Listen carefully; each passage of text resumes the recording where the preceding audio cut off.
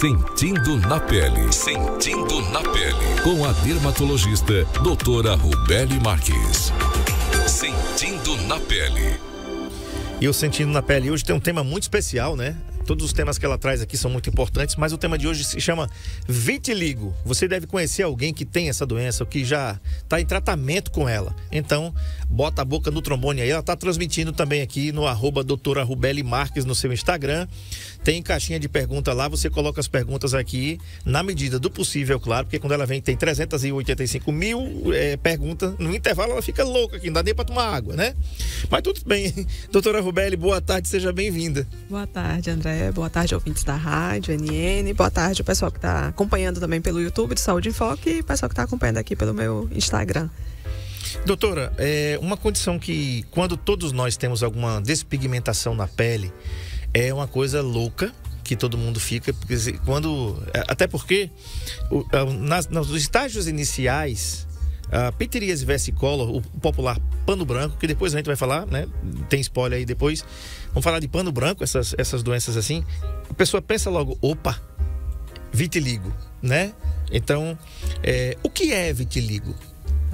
Então vamos lá. Primeiro que eu fiz até um post, uma sequência de posts numa semana, uma vez no meu Instagram, falando assim, que nem tudo que reluz é ouro, nem toda mancha branca é micose.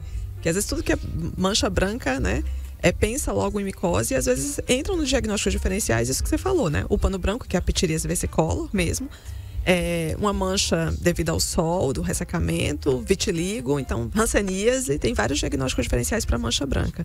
Então, a primeira coisa é não se apavorar também, nem achando que tudo é micose, nem que tudo é vitiligo, né? Tem que ser examinado para poder fazer o diagnóstico diferencial. Mas vamos lá, o que é o vitiligo, que é o tema da nossa live? Ela é uma doença autoimune que causa manchas esbranquiçadas na pele. O que é uma doença autoimune? A gente sabe que o nosso organismo, quando ele é atacado, por exemplo, por invasores, vírus, bactérias, ele se defende produzindo anticorpos para nos salvar, né? Então, toda invasão, digamos, algo que é estranho para o organismo, nosso organismo ataca para nos proteger. Quem tem uma doença autoimune, o que acontece? O organismo começa a atacar coisas do próprio organismo, que não deveriam ser atacadas, porque não são estranhas. Por exemplo, no vitiligo, o organismo começa a atacar as células que produzem o pigmento da pele. E aí surgem essas manchas brancas na pele, né? Em doenças, por exemplo, como diabetes, a doença é uma doença autoimune também, então o organismo começa a atacar o pâncreas e diminui a produção de insulina. Então, o vitiligo é uma doença autoimune. E como uma doença autoimune, a gente não tem, para a grande maioria a gente não tem cura, mas tem controle, tem tratamento, né? Desde que a pessoa deseje fazer, tem tratamento para o vitiligo. Tá. Doutora, essa condição, ela é contagiosa? Tem uma imagem que eu coloquei com o Marco Aurélio, que a gente vai colocar aqui. Estamos transmitindo ao vivo pelos nossos canais aqui no YouTube, NN Play e Saúde em Foco com André Peps. Tem uma foto bem icônica aí, de uma mão, entre aspas, normal, e uma mão de uma pessoa, um braço, na realidade, uma pessoa com vitiligo. Vitiligo pega, é transmissível? O vitiligo não é contagioso. Isso é muito importante ser falado, frisado, porque mesmo que pareça óbvio, né? Todo mundo hoje na internet, Google, e fala assim, não, mas eu sei que não é. Mas tem muita gente que acha que é. Então, é muito importante saber que não é contagioso. Você pode pegar, você pode abraçar, não pegou de ninguém, não passa para ninguém. E agora, o que impacta muito é a questão da autoestima, né? Mexe demais com o emocional. Qualquer doença de pele mexe muito com as questões emocionais da pessoa. Então, e vitiligo é uma delas. Já aconteceu, por exemplo, no consultório de uma paciente, né, que tinha um filho com vitiligo, falar pra mim assim, eu olhei tanto uma pessoa e ficava com tanto medo de tocar naquela pessoa que acho que é por isso que meu filho tem, deve ser um castigo, por isso que meu filho tem agora. Então, as pessoas ainda têm, às vezes, desconhecimento disso, né, de que não é contagioso, que não pega, né, se você tocar na pessoa, nem pega de nenhuma forma, né, porque não é contagioso. Então, isso é muito importante e a gente tem que evitar preconceitos. Justamente por isso, porque já é uma doença que impacta muito a pessoa em si que já tem, né? E a pessoa já sofrer do preconceito das outras pessoas por falta de conhecimento é difícil. Doutora, quais são as causas do vitiligo? Aí eu aproveito essa pergunta para perguntar se existe alguma condição congênita, se a pessoa já pode nascer com vitiligo ou ao longo do tempo, da mais tenra idade, bem novinha, a criança já pode desenvolver, e aí vocês, o pediatra, né, vai encaminhar o dermatologista e dizer, olha, cuida, porque aqui é contigo. Então, quais são as causas do vitiligo? A gente não sabe exatamente o que é que causa, né? As causas a gente fala que são desconhecidas. Mas a gente sabe que tem, primeiro, uma base genética, o que não significa que todo mundo da família pode ter. Às vezes você pode ter dado essa predisposição de um tataravô. A gente tem uma árvore genealógica, a gente não conhece tudo que a gente tem predisposição para ter. Existem fatores imunológicos, afinal é uma doença autoimune. Então existem fatores imunológicos do próprio organismo, do porquê que começa a atacar o pigmento da pele, que não é algo estranho. Então isso a gente não sabe, mas sabe que tem um fenômeno imunológico ali. Existem fatores também, como o estresse, que podem ser gatilhos. Na verdade, o estresse é gatilho para várias doenças de pele. Não que seja o único culpado, porque às vezes a pessoa nem teve um evento traumático, uma situação de estresse mesmo, que causou. Mas é sempre questionado isso, né? Se tem. Eu tive um paciente que começou a ter manchas de vitiligo já depois dos 60 anos. E aí eu perguntei, aconteceu alguma coisa na sua vida? Tipo agora, né? Porque tinha um ano que tinha aparecido pra... Aí ele falou, eu perdi minha esposa, era minha grande companheira. Então, nesse caso, ele já tinha predisposição para ter, mas teve algo tão estressante que meio que ativou lá a predisposição genética que a pessoa tinha. Ela é uma condição adquirida, então geralmente ela tem que se manifestar ao longo da idade. A gente vê vitiligo em crianças, mas a gente não vê assim, recém-nascido. Então, às vezes, mas recém-nascidos podem ter manchas esbranquiçadas, que às vezes são sinais, né? Aqueles sinais de pele, às vezes não são só escuros, mas eles podem ser manchas brancas que parecem com vitiligo, mas não é. Geralmente vitiligo vai aparecer, né? A pessoa não vai nascer, né? Tipo assim, já apareceu, o bebê nasceu hoje, já vai nascer com uma mancha de vitiligo. Isso não. Tá. Tem uma participação aqui da Lívia. A Lívia Andrade assim: boa tarde, André, e Saúde em Foco. Um amigo meu tem vitiligo. O dele não é avançado. Apareceu nas mãos, pernas, braço, algumas regiões do abdômen e algumas partes entre a boca e os cílios. Ele estava até arrancando os cílios, mas disse a ele que não fizesse isso. Há tipos de vitiligo? Os tratamentos ajudam a combater o vitiligo, sua aceleração? As manchas após o tratamento podem desaparecer e não voltar mais? Ela já está fazendo aqui, né? Ela está já adiantou um bocado de pergunta aqui, né, Lívia? Fazer a live só com as perguntas todas que ela fez, dá para responder e concluir absolutamente tudo que a gente vai falar na live. Engraçado, hoje. Tudo que você mandou para mim aqui é tudo que ela mandou para mim. Então vamos lá. Existem tratamentos eficazes para o vitiligo? Existem sim, só que como toda doença, né, que tem uma base imunológica, não vai ter um tratamento que vai acabar com as manchas. Existem várias opções de tratamento.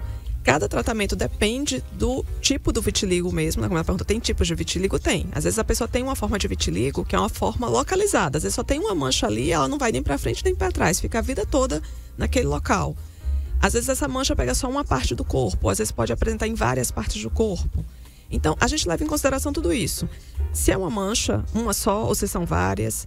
Se é um vitiligo que está estável, quer dizer, está ali, não aumentou nem diminuiu. Ou se ele está em progressão, quer dizer, de repente as manchas começaram a aumentar. Isso interfere na escolha do tratamento também.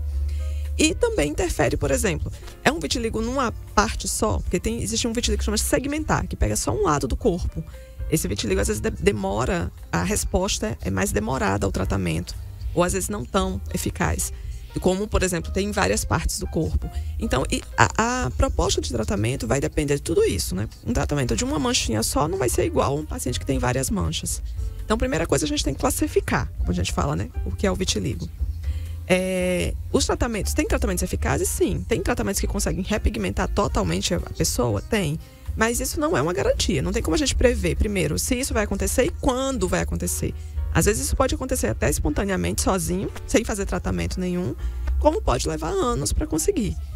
O importante não é uma doença que vai ter nenhuma outra consequência. Tipo assim, não vai virar câncer, não vai virar nenhuma outra doença ruim. Que é isso que preocupa às vezes as pessoas. Então, a opção de tratar ou não tratar é do paciente. Se ele quer ter um impacto, me incomoda muito essas manchas, tenho vergonha, não quero tentar tudo que tem de recurso terapêutico para tratar, então vale a pena tratar. Mas tem pacientes que estão muito assim, não, olha, é numa parte tão escondida no meu corpo, não me incomoda, não me impacta, então é uma questão opcional se a pessoa quer ou não se submeter ao tratamento. Tá, a Beatriz diz o seguinte: a minha prima tem vitiligo. Ela tinha uma vergonha de sair, só usava roupas para cobrir as regiões do braço e pernas. Foi difícil para ela. Ela passou até por um tratamento com uma psicóloga, mas está aceitando mais sua condição. No rosto foi a fase mais delicada para ela. só que apareceu próximo do nariz e recanto das orelhas. Ela usa maquiagem para cobrir. Era um medo de sair no sol, foram fases difíceis. Eu imagino, você fala que mexe muito, doutora, com a autoestima e, segundo o relato aqui, mexe mesmo. Mexe mesmo. E assim, na outra pergunta, a Lívia tinha perguntado a questão, né, dele, do amigo dela que fica arrancando os cílios, né? Geralmente essa compulsão de arrancar cabelo, arrancar cílios, está muito relacionada a um transtorno de ansiedade. Então, vê como a gente já vê que tem algo incomodando a mais a pessoa. E no vitiligo, quando você às vezes tem um machucado, um trauma em determinado local, pode surgir uma mancha de vitiligo. Então é ruim, por exemplo, a pessoa está arrancando os cílios. Então às vezes acaba precipitando, desencadeando uma mancha naquele local por causa desse ato de ficar arrancando. Uhum. E toda compulsão, né, de arrancar alguma coisa, de roer unha, por exemplo, rói unha, puxa cabelo, né, que é a tricotilomania. Isso são transtornos obsessivos compulsivos. Então tem que ser tratados mesmo, porque muitas vezes essa questão do estresse, do emocional, está tão afetada que se você não tratar isso, o paciente não melhora, mesmo que você use o melhor tratamento disponível, a melhor tecnologia, seguindo os consensos de tratamento. Mas eu digo, as questões emocionais não são menos importantes no tratamento das doenças de pele. Muitas vezes são até mais importantes, que muitas vezes só de melhorar aquele quadro emocional, a gente já consegue ter uma repigmentação do vitiligo. Doutora, eu tenho uma amiga em Maceió que tem uma filha, e a filha dela tem vitiligo. Ela é inclusive enfermeira. E passou um tempo em New Jersey, nos Estados Unidos, estava fazendo um curso. E na época que ela era adolescente, né, ela disse que tinha um medicamento que vinha de Cuba, que faziam uso, um medicamento que ajudava muito a não progredir. Esse medicamento e essa especialização desse país, de Cuba, ainda está valendo nos dias atuais? Ou existe uma outra tecnologia, uma outra substância que consiga parar de aumentar as lesões ou diminuí-las? Acho interessante você perguntar isso, porque tinha muito tempo que ninguém me perguntava sobre o tratamento de Cuba. E depois eu abri a caixinha e 2 pessoas falaram do tratamento de Cuba para mim na caixinha. E eu digo, vou até olhar como está essa situação dessa medicação, né? Que é uma medicação que é um derivado da placenta humana. E que Cuba fala que tem uma eficácia de mais de 80% na repigmentação do vitiligo. Só que o que acontece? É uma medicação que não está disponível, aprovada pela Anvisa aqui no Brasil. Né? Na verdade, ela já foi, uma época, teve uma liberação, acho que até 2009, mas depois foi proibida. Então, o que acontece? Primeiro, já fica meio complicado você prescrever uma medicação que não tem regulamentação do nosso órgão de vigilância, né, nacional, que é a Anvisa. Segunda coisa, os estudos dessa medicação não são muito conclusivos. Tipo assim, não são estudos fortes que digam assim, olha, realmente tem essa eficácia. Tipo, tem um estudo falando desses 80% de eficácia que próprio Cuba publicou. Mas assim, cadê? Foi testado por outros países, né? Foi mostrado realmente essa eficácia? Porque qualquer medicação tem que se provar eficaz para o tratamento de uma doença, porque tem aquela questão do custo-benefício. Só que aí entra numa outra questão também. A gente sabe que Cuba tem toda aquela questão política e de Cuba contra o mundo, né? Pelas questões que todo mundo sabe relacionadas à política. Então, será que há um certo boicote para essa medicação? Por que não se testa assim? Já que se fala que em larga escala, entendeu? Então, assim, não prescrevo, nunca prescrevi. Já ouvi muito falar, era muito usado, principalmente ali quando ele foi lançado, né, na década de 70, 80. Muitas pessoas até importaram essa medicação. Alguns pacientes falam realmente bons relatos dela, mas o ponto ela não está nem nos consensos, por exemplo, de tratamento dos órgãos de dermatologia nacionais. Por quê? Porque não tem regulamentação pela vigilância sanitária. Então, a gente não pode nem pensar em prescrever uma medicação que não tem. Até pode, mas a responsabilidade é sua de prescrever algo que não está regulamentado. E aí, hoje mesmo eu fui olhar, parece que eu estava adivinhando que ia ter essa pergunta. Eu só vou dar uma olhadinha se tem alguma coisa a mais sobre essa medicação. E aí, o que eu achei? Primeiro que estão se fazendo novos testes, inclusive Cuba mesmo está fazendo, assim, com rigores científicos para comprovar a eficácia. Só que esse ano, por exemplo, aqui na Anvisa, ela liberou uma nota suspendendo uma pessoa que de importar a medicação. Entendeu? Fazendo uma nota técnica, está proibida a circulação dessa medicação de Cuba aqui pelo Brasil, agora, em 2023. Então, assim, será que funciona? Não sei se funciona mesmo. Fala que tem uma eficácia, mas tem que ter teste também para isso, né? Vamos aguardar, ver já que eles vão publicar agora com mais rigores científicos. E quem sabe, né?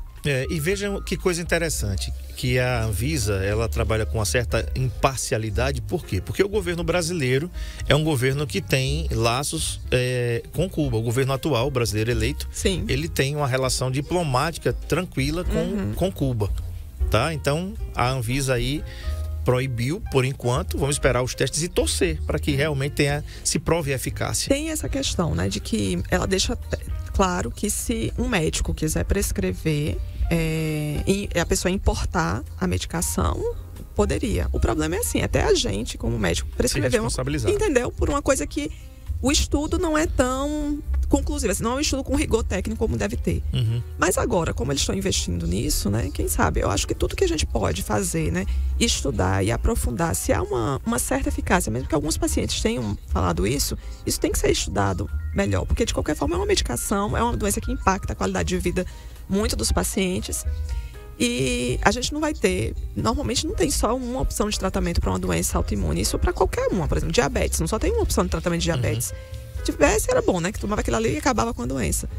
Mas quanto mais eficaz uma medicação for, com menos efeitos colaterais, por exemplo, essa medicação de Cuba é só tópica, só aplicado, né, não precisa tomar, não precisa. Agora eles até melhoraram em relação à década de 70, porque na década de 70 tinha que aplicar aí para o sol, então às vezes causava mais irritações, queimaduras. Agora eles melhoraram a fórmula para poder não causar irritação.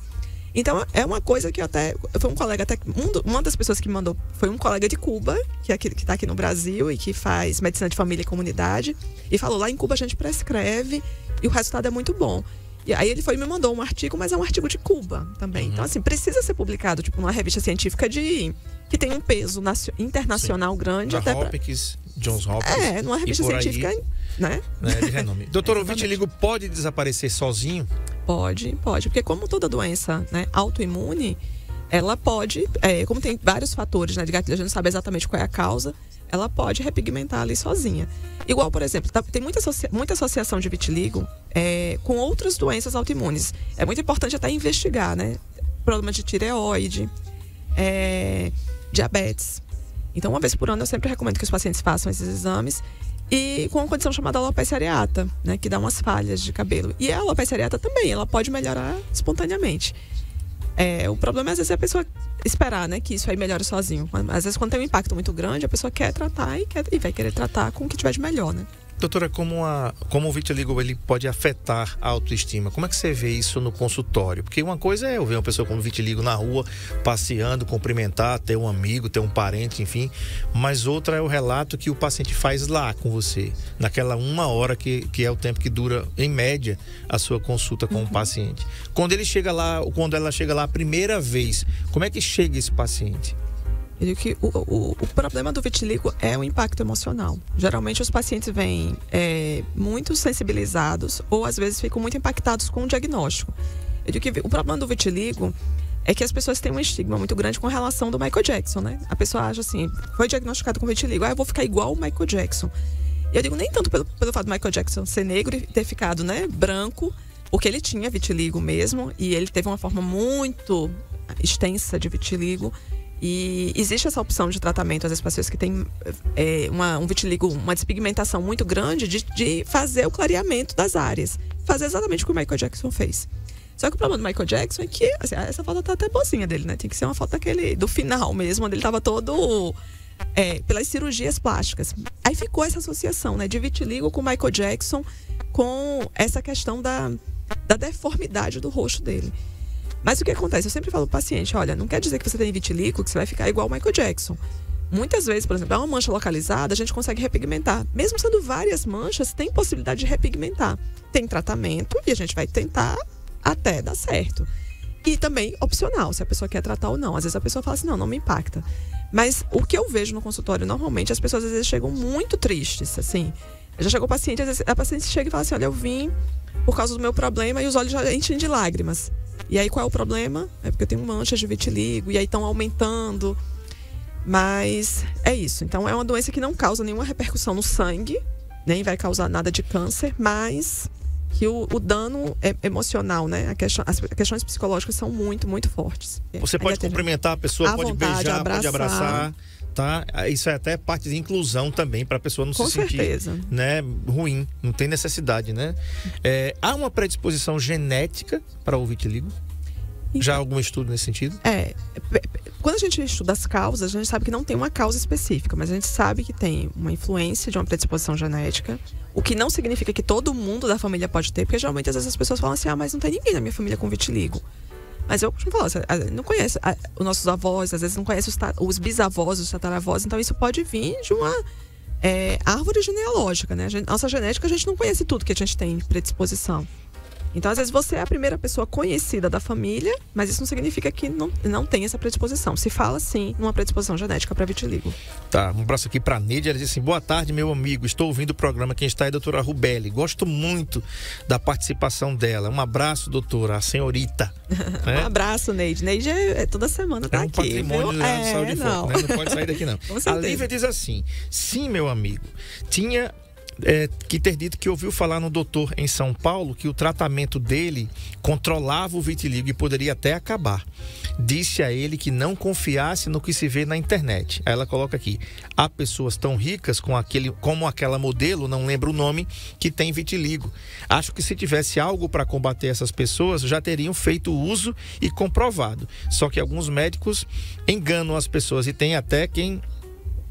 tem que ficar atentas para cair no golpe, né? Principalmente aí em relação à internet. Ela faz essa advertência aqui, doutora, porque... Perfeito, né? É isso mesmo, né? E não é só para vitiligo que prometem, que mesmo médicos, né, profissionais da área de saúde, prometem uma cura, acabar com o problema. Normalmente envolvem tratamentos que a pessoa mesmo tem lá no consultório, às vezes, né, com custos muito altos. Então, assim, claro que se tivesse uma cura... interesse da comunidade científica, a gente quer curar o paciente. Mas, infelizmente, ainda não se tem uma cura. A gente sabe que pode ter um controle, tem tratamentos que podem repigmentar, mas acabar definitivamente, ainda mais com um tratamento em específico, isso ainda não tem. Tá, ela lembrou aqui o nome da modelo, que é a Chantelle Winnie. Tá aqui a imagem, vou mandar aqui pro Marco Aurélio colocar na tela aqui. Ela é muito bonita e tem uma vitiligo aqui na boca, aqui pegando no queixo. Ela faz até campanhas, né? E usadas questões de inclusão, por ela ter vitiligo. Então, assim, tem muito cuidado para qualquer coisa com tratamento que se propõe ser milagroso e que não tem embasamento científico respaldado pela literatura científica mundial, né? Não é só dizer, às vezes pega lá um estudo só, não. A gente tem que ter um rigor técnico, científico. E todo tratamento a gente pesa sempre o risco-benefício, sim. Se o benefício para o paciente é maior do que o risco, porque qualquer tratamento pode ter efeito colateral, se o risco supera, se o benefício supera o risco, então a gente propõe. A Júlia diz assim, boa tarde, André. A pessoa que tem vitiligo, o que pode fazer para se proteger da radiação solar nesse verão? Quais os cuidados básicos necessários? Até pode sair de casa e não ficar preocupado? Cremes hidratantes ajudam? Vitamina C e D pode contribuir no tratamento? Então vamos lá. Proteção solar, isso é para todo mundo, né? Não é só para quem tem vitiligo. Todo mundo tem que proteger dos raios solares, porque a camada de ozônio está sendo destruída, cada vez mais a gente está tendo mais intensidade de radiação ultravioleta. E, consequentemente, os danos do sol são acumulativos. Nunca vai ser, eu tomei sol hoje e vai aparecer um problema. Salvo uma insolação, né? Mas, assim, os danos perigosos do sol são acumulativos. Então, todo mundo, independente de ter vitiligo ou não, tem que começar a ter o hábito de usar protetor solar diariamente. Pelo menos, no mínimo do mínimo, 2 vezes ao dia. Se você vai se expor com mais frequência, usar de 3 em 3 horas, reaplicar o protetor.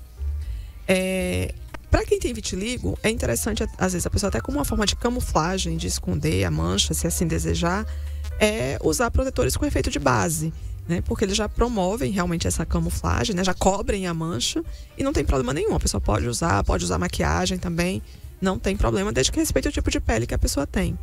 Qual foi a outra pergunta que ela fez? Foi da proteção solar, que é isso aí para todo mundo, protetor protetor com cor, né? Se quiser fazer uma camuflagem. E os cremes hidratantes de vitamina C e D, se pode contribuir no tratamento?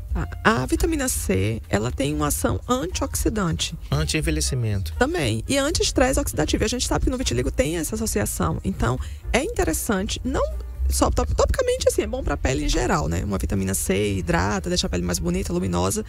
Mas no tratamento de vitiligo, eu costumo prescrever antioxidantes também, porque como eles inibem o estresse oxidativo, e a gente sabe que o estresse oxidativo está relacionado também à piora do vitiligo, é o tal do protetor solar oral, né? Eles ajudam também no tratamento. Então tem algumas formulações que a gente usa oral, não só com vitamina C, mas com outros ativos antioxidantes que podem ajudar. Sozinhos também não vão fazer milagre.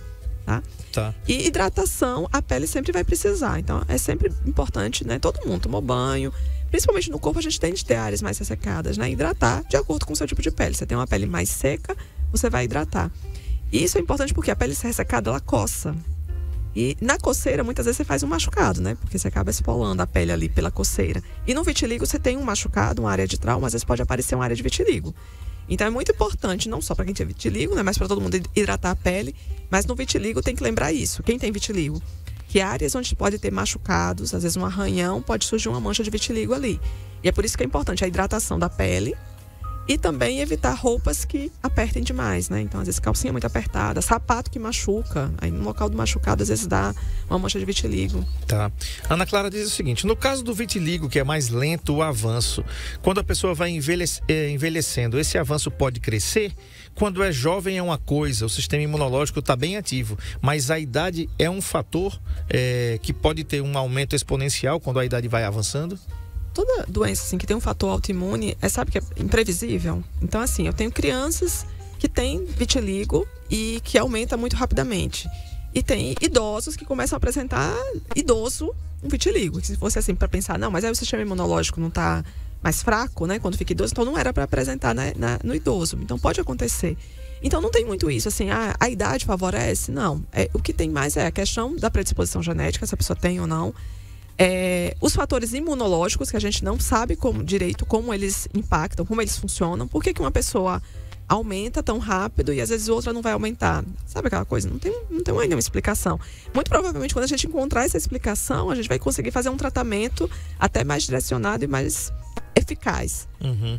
E o mais importante é isso. Tem como tratar, tem como acompanhar. Cada apresentação, se está estável, né? Se está aquela mesma mancha lá há 300 anos, às vezes a gente vai usar um tipo de tratamento. Se está aumentando rapidamente, tem outras opções de tratamento. Tem que acompanhar com o dermatologista, porque o seu dermatologista vai poder dizer qual vai ser o melhor tratamento para o seu caso. Tá. O Henrique, ele diz assim: boa tarde. Há algum protetor solar específico para quem tem vitiligo ou qualquer um vai? Meu colega fazia um tratamento e ficava dentro de uma máquina com 2 luzes e ficava lá por uns minutos. Era para reduzir. Exatamente. Esse tratamento aí que ele está falando chama fototerapia. Esse tratamento é disponível em alguns consultórios médicos. É para médico fazer, né? É para ter com equipamento que a Anvisa regulamenta. E é um tratamento para doenças dermatológicas. A gente usa a fototerapia, que são essas lâmpadas específicas com radiação ultravioleta na intensidade, no comprimento correto. E geralmente pode ser usado radiação UVA ou UVB. Por exemplo, lá no consultório eu tenho UVB, é um painel com lâmpadas UVB para fazer a fototerapia. Pode ser feito em forma de painel, aí a pessoa vai fazendo os 4 lados, faz um lado, depois faz o outro, faz os 4 lados, que é o que eu tenho lá. Mas tem a possibilidade da cabine, que a pessoa entra, igual ele falou, e a pessoa recebe a radiação, o banho de luz, digamos assim, já ao mesmo tempo dos 4 lados. E quando a pessoa tem uma forma localizada, tem uns aparelhinhos menores para usar só naquela forma localizada. É uma excelente opção de tratamento para o vitiligo. Claro que não sozinho. Nunca eu faço tratamento isolado com fototerapia. Normalmente eu associo os tratamentos, tanto em cremes, quanto tratamentos orais, quanto o controle com o psicólogo, né, o acompanhamento psicológico e a fototerapia. Todo esse arsenal junto ajuda. Mas aí, voltando à primeira parte da pergunta dele, foi a questão do protetor solar. Uhum. Então, para todo mundo, independente de ter vitiligo ou não, escolha um bom protetor. Então, o que é um bom protetor? Tem que ter pelo menos FPS acima de 30, tem que ter regulamentação da Anvisa, né? Aprovado, não pode ser um protetor Xing Ling. Então, veja se tem registro na Anvisa, se está geralmente nas farmácias, eles têm na caixinha a aprovação da Anvisa. E procure um produtor para o seu tipo de pele. Então, se você tem uma pele oleosa, procure um protetor seco para pele oleosa. E use direito, né? Que nenhum protetor também usado só uma vez ao dia vai fazer milagre. Né? Mas nesse calor que a gente está agora aqui em Arapiraca. Então, reaplique o protetor pelo menos de manhã e meio-dia se você trabalhar num lugar fechado. Doutora, você já falou quais são os desafios de conviver com o vitiligo. Quais são esses desafios? Porque a gente já falou aqui de autoestima, na realidade de baixa autoestima, né? Se pode dizer assim. As pessoas ficam afetadas porque convívio social, trabalho, emprego. A não ser quando a pessoa arregaça a manga e diz assim, não quer saber, eu não vou esquentar com isso não, eu vou partir para cima e vou embora. Eu acho que a grande dificuldade, assim, o maior impacto é a questão do preconceito das outras pessoas, né? Porque se fosse uma doença que todo mundo entendesse que não tem nenhum impacto, mas assim, as pessoas são maldosas, né? Às vezes com qualquer transtorno de pele. E, por exemplo, a pessoa tá com uma espinha no rosto, que é isso, no seu rosto? Mesma coisa com o vitiligo, que é isso? Você nunca procurou tratamento? Sabia que meu vizinho fez tratamento assim, assim? Então, assim, as pessoas dão muito pitaco. Isso é extremamente desagradável para qualquer doença. E para as doenças de pele, então, que a gente não tem como esconder, que eu digo, uma pressão alta, um diabetes, a pessoa só sabe que você tem se você falar. Mas uma doença de pele, como é que você esconde, né? Então, as questões emocionais são muito profundas. E aí tem N coisas. Tanto questões emocionais, às vezes causando, sendo um gatilho para desencadear vitiligo. Ou, às vezes, até o próprio diagnóstico. Né? Eu já tive paciente, por exemplo, chegou no consultório que não tinha mais nenhuma mancha de vitiligo. Examinei a paciente toda. Olhei com a luzinha que a gente examina para até ver se tem alguma lesão que a gente chama subclínica, alguma lesão escondida. E não tinha nenhuma lesão de vitiligo. Mas alguém tinha falado para ela, há uns anos atrás, uns 10 anos atrás, que ela tinha vitiligo por uma mancha que ela teve. E até hoje ela fala, não, eu tenho vitiligo, eu fico extremamente neurada, assim, apareceu uma mancha, será que tá voltando, será que tá voltando? Olha o impacto do diagnóstico. Ela não tinha mais nenhuma mancha, tinha tido há 10 anos atrás uma mancha que nem tinha mais, mas até hoje um verdadeiro pavor de aparecer. Então, essas questões emocionais são muito profundas, são muito... É por isso que eu digo, não depende de um dermato tratar. Você vai precisar de um acompanhamento com um psicólogo, às vezes pode precisar de um acompanhamento até com um psiquiatra, até medicamentoso, dependendo do impacto que isso tenha na sua qualidade de vida e na sua autoestima. Olha a mensagem. Vamos lá, a mensagem. De meu amigo André Pepe. Oi, Neide. Essa doença que a doutora hoje está falando é aquela doença que dá na pele, que ela é branca, que deixa a pele branca, É essa mesmo. Meu pai tinha ela na época. Ela começa a manchar no corpo umas pintinhas brancas, né? Se eu não estou equivocada, né? É essa, doutora Rubeli, é essa daí, né? Que Deus abençoe, que Deus possa sempre abençoar a senhora, toda a sua família e o meu amigo André Pepe também. Aquele abraço e uma boa tarde. Com André Pepe, com a doutora Rubeli. Aquele abraço, doutora. Abraço, a voz da Ana Carolina, né? A voz da Ana Carolina. Deus abençoe. Ai, Neide, você é demais. Essa Um beijo, minha doença querida. também, ela pode causar nas pessoas que têm lúpus ou não, doutora Rubela? Me tire essa dúvida. Ela começa com as manchinhas brancas, né? Pintada. É assim? É desse jeito? Pronto, lúpus eritematoso, doutora, é um pré-requisito ou pode ser para quem vai... É uma predisposição para quem pode ter vitiligo, aliás? Lembra que eu falei assim, quem tem uma doença autoimune, a gente olha e fica com cuidado nas outras. Então, por exemplo, uma pessoa que tem lúpus pode ter um diabetes, pode ter um problema de tireoide, pode aparecer vitiligo, alopecia areata, que são outras doenças dermatológicas autoimunes, pode. Então, quem tem a gente fica de olho, pelo menos uma vez por ano, por exemplo. Mesmo que a pessoa, o contrário, às vezes uma pessoa com vitiligo, eu fico de olho e questiono se não tem algum sintoma de dor nas juntas, pensando aí numa predisposição a lúpus, pode acontecer. Não é obrigatório, isso é importante, porque senão a pessoa vai ficar agora, ai meu Deus, será que eu vou ter lúpus? Não, são doenças diferentes, mas toda doença autoimune a gente vigia uma, vigia a outra. E no lúpus, existe uma forma de lúpus, que é uma forma de lúpus da pele, que chama lúpus discoide, que ele pode dar lesões que a gente chama vitiligoides. Não é vitiligo, mas são manchas esbranquiçadas, geralmente fica uma mancha branca com uma borda mais escura, que é uma forma de lúpus, que é o lúpus de pele, que é o lúpus discoide. Então, assim, pode ter relação, sim, entendeu? Tá. E assim, uma outra coisa que ela perguntou, porque às vezes as pessoas acham que pintinhas brancas no braço, que é muito comum, com a avançada idade, aparecer umas manchinhas brancas, que são sardas brancas, ou leucodermia solar. Às vezes o paciente chega no consultório, eu tô ficando cheio de pintinha branca no braço, isso aqui é vitiligo, vem super preocupado de ser vitiligo e não é vitiligo. São essas manchas causadas pela exposição solar de uma vida inteira, que a gente chama de leucodermia gutata ou solar. Então, tem que ter cuidado só pra ver. Nem toda mancha branca, nem tudo que reluz é ouro, nem toda mancha branca é micose, nem toda mancha branca é vitiligo. Tá certo. Mas é o diagnóstico diferencial. O uso de maquiagem que pode ajudar a cobrir as manchas, você já respondeu. E aí, falando só, pra gente finalizar, da maquiagem, tem uma maquiagem específica, assim, umas maquiagens de alta cobertura, e tem uma que a propaganda dela tem um apelo para o vitiligo, que é uma base da Vichy. Chama Dermablend. Tem até uns vídeos no YouTube dessa base, que é uma base de altíssima cobertura. Tanto é que tem até um vídeo assim de uma pessoa com toda tatuada no rosto.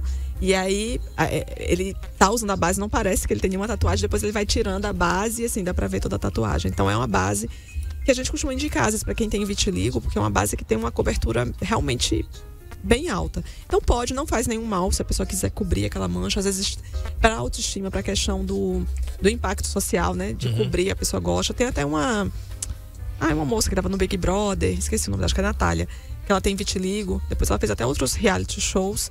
E ela tem algumas manchas no rosto, mas ela faz uma cobertura do rosto, né? A gente vê pelo corpo que aí não consegue ficar fazendo também camuflagem no corpo todo.